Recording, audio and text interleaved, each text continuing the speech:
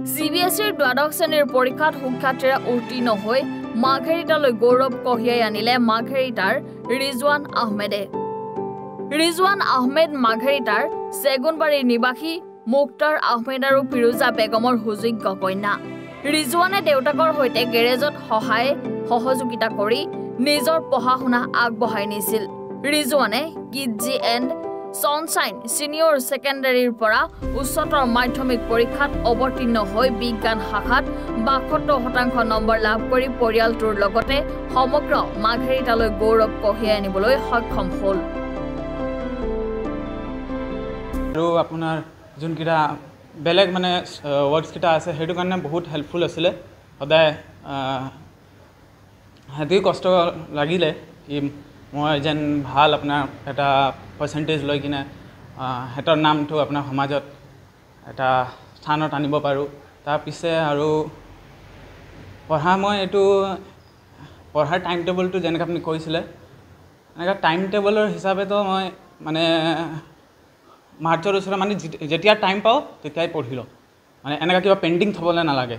তেতিয়া আপোনাৰ মানে তেতিয়া আপোনাৰ বক্সকেইটা টিক হৈ থাকিব।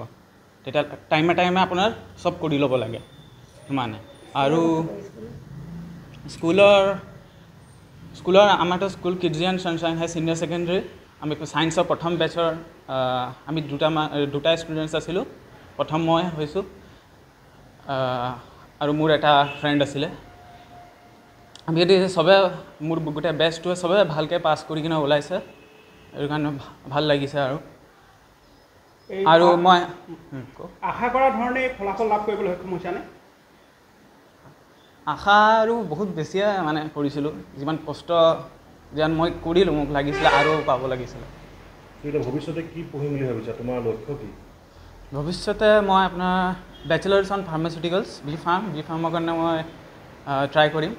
বহুতখিনি মানে সিহঁতক সদায় কৈ থাকোঁ আৰু সৰুৰ পৰা ৰিজৱান ভালকৈ পঢ়া বুলি কওঁ। আৰু ৰিজৱানে পঢ়িছেও, কষ্টও কৰিছে। সি নিজে কষ্ট কৰিছে কাৰণ মইতো বেমাৰ আছিলোঁ। সি বহুত কষ্ট কৰিছে। ফলাফলক লৈ সুখী নে? সুখী আৰু পাবলৈ লাগিছিলে ভাবিছোঁ। আৰু পালে আৰু সুখী হৈছিলোঁ হয় দে।